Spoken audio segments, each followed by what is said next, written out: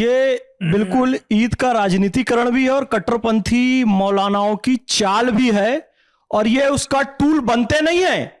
ये वामपंथी लोग मुसलमानों को टूल बनाते हैं। कैसे? आप देखिएगा, ये इस देश का विभाजन जो हुआ है, इस देश के विभाजन को इस्लामिक चरमपंथियों ने किया। भारत पाकिस्तान का विभाजन हो गया, फिर बांग्लादेश भी अलग हो गया। ये सब इन लोगों की चाल है। जब 1962 में चीन ने इस देश पर आक्रमण किया था, तो ये लोग आरती की थाली लेकर चीनी सेना का स्वागत कर रहे थे। कोई नहीं, चीन से देश चलेगा, आज भी ये चाहते हैं। मॉस्को से चलेगा, क्यूबा से चलेगा। चीन में इस्लाम की हालत क्या है? हाँ। चीन में इस्लाम की हालत क्या है? उइगर मुसलमानों की क्या हालत की गई है?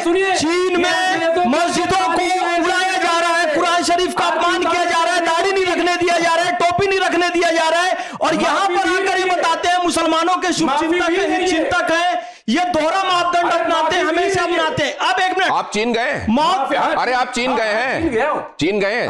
देखा है आपने वहां क्या हो रहा है? कुछ नहीं हो रहा। मस्जिद तोड़कर टॉयलेट बना दिया गया, देखा है आपने? ऐसा है। आपने वहां जो धार्मिक किताब है उसका चीनीकरण कैसे कर दिया गया, ये मालूम है आपको?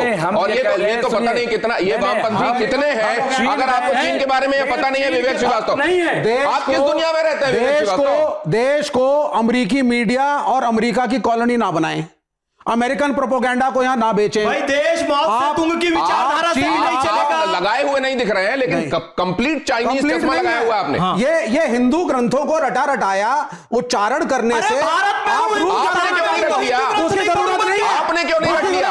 हिंदू सुन लीजिए, तो सुनिए, अगर मैं इस मुसलमान भाई से प्रेम करता हूं तो इसके लिए खड़ा होना है, उसके लिए मुझे करने की जरूरत नहीं है। प्रस्थान है, उपनिषद है, ब्रह्म सूत्र है, गीता है। मैं एक बात जानना चाहता हूँ, ये हिंदुस्तान की बात होती है, पुराण की बात होती है, तक्षशिला नालंदा विश्वविद्यालय की बात होती है, 16 संस्कार की बात होती है, गर्भधारण, पुंसवन, सीमांतों, नयनजात, कर्म, नामकरण, निष्करण, प्राशन, उपनयन, आप नफरत करते हैं। विवेक श्रीवास्तव, आप 5 संस्कार बता दीजिए, जब भी लाइन से बता दीजिए 5 संस्कार। आप सुनिए, अब मेरी बात को ध्यान से सुनिए। 5 संस्कार बता दीजिए। मैं सब बता रहा हूं। उनको पहली चीज, फैज भाई, सनातन के पूरे संस्कार मालूम है? नहीं, मैं आपको एक श्लोक नहीं मालूम, जरूरी है, आपको एक आयत नहीं मालूम, आपको एक संस्कार नहीं मालूम, और आप कहते हैं कि मेरे को सब पता है। Constitution of this country, I know the constitution of this country. Constitution of the country क्या कहता है? कि मैं ये कॉन्स्टिट्यूशन ऑफ द कंट्री कहता है कि चुनी हुई सरकार को संविधान में आवश्यक संशोधन करने का हक है। या कुरान को रट करके इंप्रेस करने की मुसलमानों को जरूरत नहीं है। मैं मुसलमानों का भाई हूं, देश का पालन करूं, खड़ा होऊंगा, देश की अजमत बताऊं, देश की भारत माता की जय वंदे मातरम नहीं करता, तो ये मैं इंप्रेस नहीं करता। अरे मैं अपनी मां की इज्जत करूंगा, तो मैं किसी को इंप्रेस करने अपनी मां की इज्जत नहीं करता हूं, क्योंकि मैं अपनी मां की इज्जत करता हूं। ये सर्टिफिकेट आप मत दीजिए, कौन ढोंगी है कौन नहीं। नहीं, एक सेकंड, जरा ये भी देखिए, क्या ये देश में स्थिरता फैलाने की, ये देश में शांति लाने की कोशिश है? जरा ये भी दिखाइए। धर्म संकट में नेक्स्ट प्ले कीजिए प्लीज। जो हो रहा है वो मुल्क को आग लगाने के लिए, दस्तूर को आग लगाने के लिए हो रहा है। ये मैं तुलमाई से कबूल नहीं करेंगे। क्या आप इस सरकार को खत्म करते हैं? इसका मतलब है मुसलमानों की जमीन को हड़प करना चाहते हो, हराम खाना चाहते हो, इसलिए हड़पना चाहते हो, हराम खाना चाहते हो, इसलिए यह किया जा रहा है। मदनी क्यों कह रहे हैं कि वक्फ संशोधन मुसलमानों को हटाने के लिए? यह क्यों कहा जा रहा है? फैज साहब, इतने सारे लोग वहां विरोध के लिए इकट्ठे हो रहे हैं, ये AIM-PLB आप देख रहे हैं, वो तो हश्र तक की बात कर रहा है कि देख लेना। ये क्यों किया जा रहा है? बुझते हुए चंद बासी चरागों, तुम्हारे ये काले इरादों की दुनिया, हमारी नई पीढ़ी को मोहब्बत बांटकर जाना चाहिए, तो ये लोग नफरत बांटकर जा रहे हैं। मैं ये कहना चाहूंगा, अमित शाह जी ने स्पष्ट किया है, यह रेट्रोस्पेक्टिव बिल नहीं है, यानी कि पूर्व में किसी तरह का कोई निर्माण हुआ उसे कोई नुकसान नहीं पहुंचाया जाएगा। वो बात बिल्कुल स्पष्ट कर चुके हैं। आप सुन लीजिए, अमित शाह, रेट्रोस्पेक्टिव लागू नहीं होगा। किसी की जहां पर मस्जिद है नहीं छीनी जाएगी, किसी कोई रेट्रोस्पेक्टिव हेयर ऑन, यहां से पहले नहीं, इसके आगे एक व्यवस्था लाने के लिए ऐसा किया जा रहा है। अरे लोग दिखा रहे हैं। ऐसा अरे ही भैया, है। देश के गृह मंत्री ने टाइम्स, अरे मुमताज जी बात सुनिए, चिल्लाने से नहीं होता, बात सुनिए, अरे बात सुनिए, जुमला नहीं। देश के गृह मंत्री ने टाइम्स नाउ नव भारत के कॉन्क्लेव में ये बात कही थी। अरे बात तो सुनिए आप। उन्होंने कहा कि किसी की भी जमीन छीनी नहीं जाएगी, रेट्रोस्पेक्टिव कुछ लागू नहीं होगा। कि वो जो आप कह रहे हैं ना कि पेपर कहां से लाएंगे, रेट्रोस्पेक्टिव कुछ लागू नहीं होगा, इसके बाद की बात है। ऐसा है, उसका मतलब ही नहीं समझता। दिखाएं, सारी चीजें बताएं। वही तो, अरे गृह मंत्री सामने आकर कह रहे हैं न तो मेरे एक बात समझ में नहीं आती, ये मुमताज जो लगातार बोल रहे हैं। एक बात आप बताइए, दर्शकों आप देख रहे हैं, अभी बिल का असल में ड्राफ्ट क्या है दुनिया के सामने आना बाकी है। जेपीसी के बाद वो उसने किस तरीके के प्रारूप में उसको प्रस्तुत किया है। दूसरे देश के गृह मंत्री ये भी कह रहे हैं कि रेट्रोस्पेक्टिव इसको लागू नहीं किया जाएगा। तो ये अपने हिसाब से पिक एंड चूज करके कुछ एक भ्रम बनाकर दुनिया को और देश को एक गलत संदेश देने की कोशिश क्यों की जा रही है? ये जरा असदुद्दीन ओवैसी क्या कह रहे हैं, जरा वो भी सुनिए, उसके बाद इस चर्चा को आगे बढ़ाते हैं। आपकी नीयत एक ही है कि मुसलमानों से उनकी जायदादों को छीन लिया जाए। यह इनका हिंदुत्व का एजेंडा है कि हम अपनी शरीयत पे ना चल सके, अपने मजहब पे ना चल सके। अब देखिए, वक्फ बिल के खिलाफ असदुद्दीन ओवैसी की कौन सी दलील ऐसी है जिसमें आपको दम लगता है?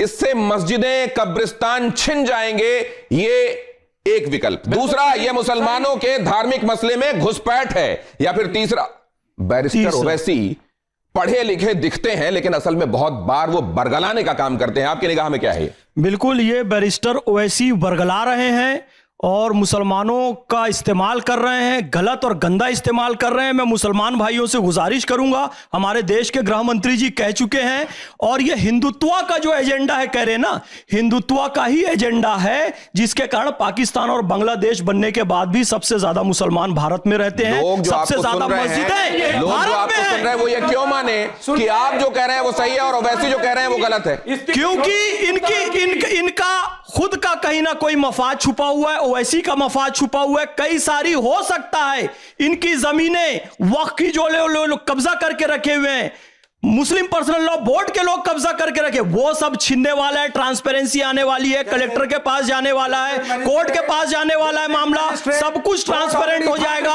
2 गैर मुस्लिम भाई आ जाएंगे, 2 महिलाएं आ जाएंगी, ट्रिब्यूनल का जो एकाधिकार है वो खत्म हो जाएगा। इनकी असलियत सब कुछ बाहर आने वाली है, इसलिए मुसलमानों को वर्गला रहे हैं, भड़का रहे हैं। मुमताज साहब, और आपने क्यों, जो लोग शांत हैं आपके साथ पैनल में, उनको बोलने का मौका नहीं देंगे क्या? आप चश्मा लगा के आ गए, काली पट्टी बांध के आ गए, मतलब बाकी सबके मुंह में टेप लगा देंगे क्या आप? आप केवल ये बताइए टेक्निकली कहां गलत बोला उन्होंने? कहां गलत है? नंबर 1, जो वक्फ का ट्रिब्यूनल है उसके अंदर स्टेट के हाई कोर्ट का जज बैठता है कि नहीं बैठता है, ये बताइए आप। दूसरी बात, जब district magistrate, district collector, commissioners ये कंट्रोल करने लगेंगे, डिसीजन मेकिंग में आएंगे, तो इस देश के जो पॉलिटिकल हेड्स हैं ये उस वक्फ की प्रॉपर्टी को खाएंगे और संघ इस जमीन पे जो वक्फ की है कब्जा करना चाहता है, आप जैसे लोगों को मोहरा बना करके, और आप मोहरा बन रहे हैं। जब सुनिए, जब इंद्रेश जी ने राष्ट्रीय मुस्लिम मंच का संचालन किया, सब लोगों को बहुत अच्छा लगा था। लोगों को लगा कि संघ मुसलमानों को लेकर के चलेगा, इस देश का हिस्सा मानेगा। जो डिविजिवनेस आप लोगों में 1947 के पहले से थी वो नहीं होगी, लेकिन हम डिसअपॉइंटेड हैं, सब डिसअपॉइंटेड श्रीवास्तव जी को इतना सारा मालूम है, सिर्फ मुसलमानों में से उन चंद लोगों को लेकर के मोहरा बना। नहीं, अरे ये बताइए सर, नहीं, अब जरा मैं आपसे मुखातिब हूं, हारिस साहब से बात करने दीजिए मुझे। आपने बता दिया सर, मुस्लिम पर्सनल लॉ बोर्ड रिप्रेजेंटेटिव है असदुद्दीन ओवैसी अकबरुद्दीन। आप मैं दावा करता हूं, बस आपने बोल दिया, मेरी बात सुनिए। अगर आप पूरी दुनिया में राष्ट्रीय कोई भी उत्तर सुनिए, आपकी एक्सेप्टेबिलिटी नहीं है, मेरा उत्तर सुनिए। आप जब तक मैं बता रहा हूं एक्सेप्टेबिलिटी है कि नहीं है, नहीं सुनाएंगे, ये उत्तर ही नहीं सुनना चाहते हैं। ये राष्ट्रीय पूरी दुनिया में आपने कहा है तो आप बात क्यों नहीं सुन रहे? बात सुनिए, हाँ बोलिए। पूरी दुनिया में जी मुसलमान फिरकों में बटा हुआ है, सुन्नी, शिया, वहाबी, देवबंदी और तमाम अहले हदीस।